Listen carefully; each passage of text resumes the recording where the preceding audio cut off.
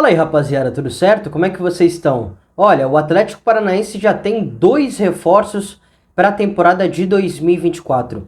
Eles desembarcaram neste domingo em Curitiba para a realização de exames médicos e também a assinatura do contrato. Bora entender quem são Matheus Gamarra e o Romeu Benítez? Eu sou o Vinícius Martins e você está no canal 4 Linhas.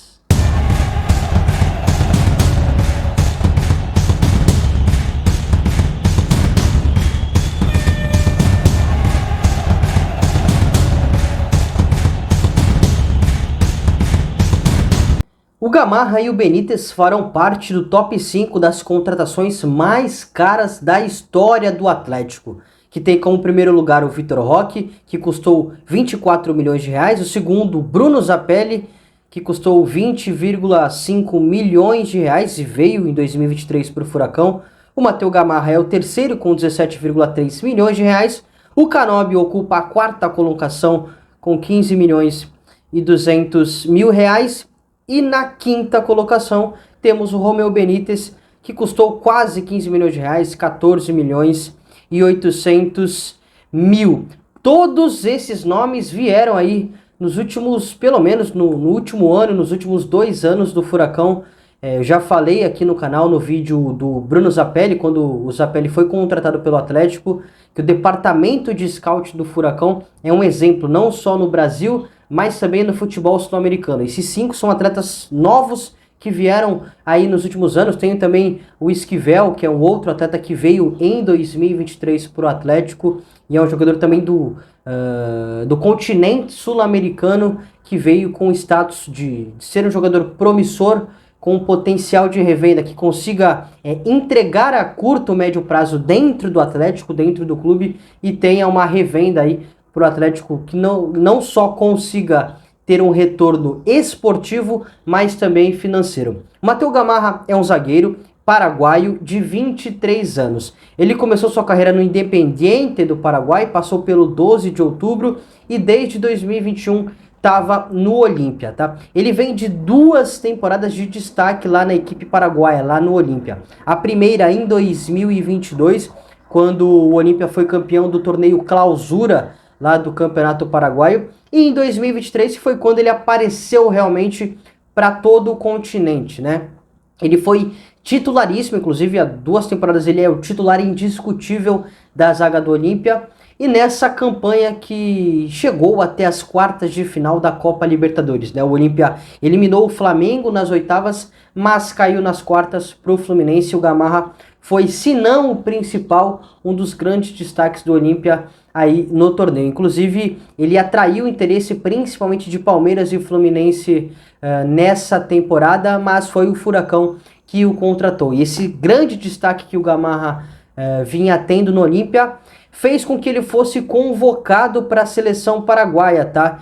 Ele teve passagens principalmente em jogos, em amistosos da seleção paraguaia, não só no ano passado, mas também nesse ano, e não só atuando como um zagueiro, mas também como lateral. Isso porque ele é um zagueiro com qualidade técnica, tá? Ele tem boa capacidade de construção, então ele tem muito bom passe.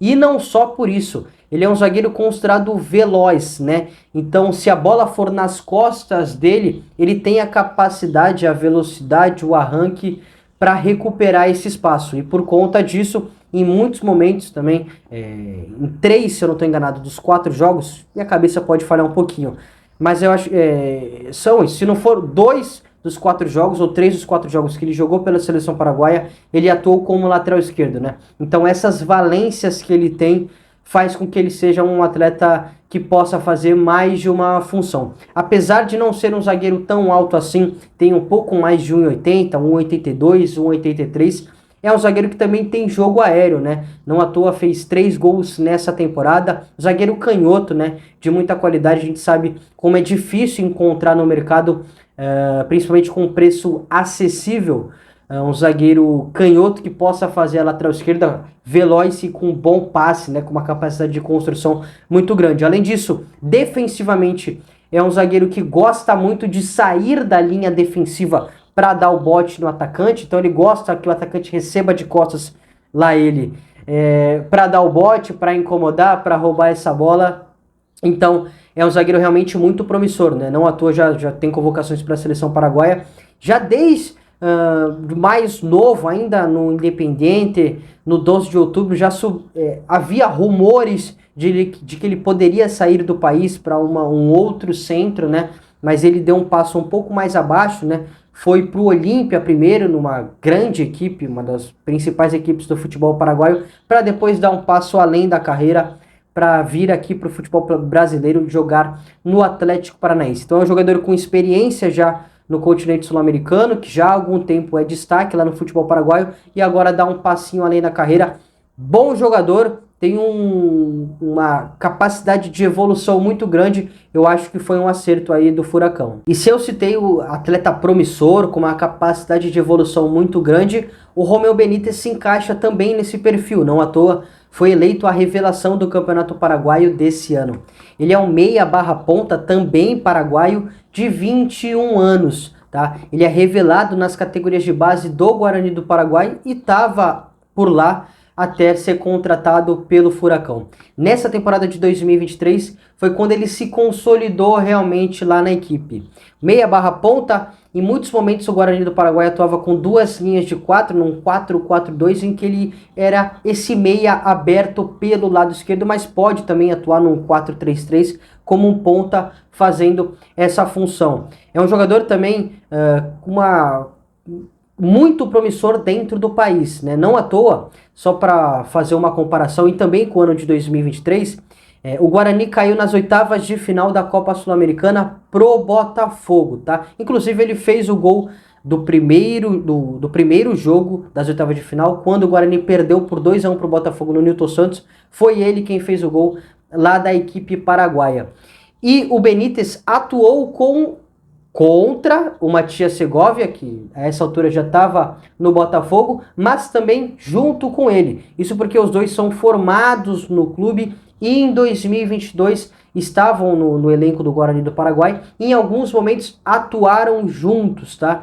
Então, só dá essa curiosidade, porque não tem só essa relação, mas também na relação com a característica de jogo. Isso porque o Benítez se parece muito com o Segovinha. Apesar do Segovinha ser um canhoto e atuar majoritariamente aberto pelo lado direito, o Romeu Benítez é um destro e atua majoritariamente pelo lado esquerdo. O mapa de calor do atleta nessa temporada mostra exatamente isso. É um jogador ágil, veloz, que tem drible, que vai para cima, que realmente tem essa capacidade, tá?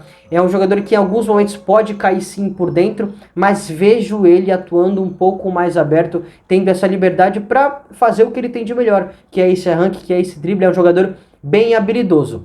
Agora, acho que ele tem que melhorar em alguns quesitos ainda, principalmente na questão da finalização, principalmente em ajudar defensivamente nessa recomposição. São duas coisas. Uma coisa é fundamental, que é a finalização, e outra coisa é muito importante a nível do time, que é essa capacidade de recomposição. Acho também que ele tem que melhorar na questão física, né, de você ganhar um pouquinho mais de corpo, não muito, senão ele perde um pouco do drible, um pouco da agilidade dele, mas ganhar um pouquinho para aguentar um pouco mais as trombadas que ele recebe, né? A gente sabe que o nível competitivo lá do futebol paraguaio é abaixo do futebol brasileiro, então ele vai elevar o seu patamar, vai vir para o Brasil, vai vir para um centro, um principal centro do futebol sul-americano. Então acho que ele tem que ganhar um pouquinho mais de capacidade física para aguentar o tranco. Assim como o Segovinha, o Botafogo inclusive está trabalhando isso nele, né? Mas é muito bom jogador, muito promissor. Inclusive nesse ano o Inter Miami, o time do Messi lá dos Estados Unidos,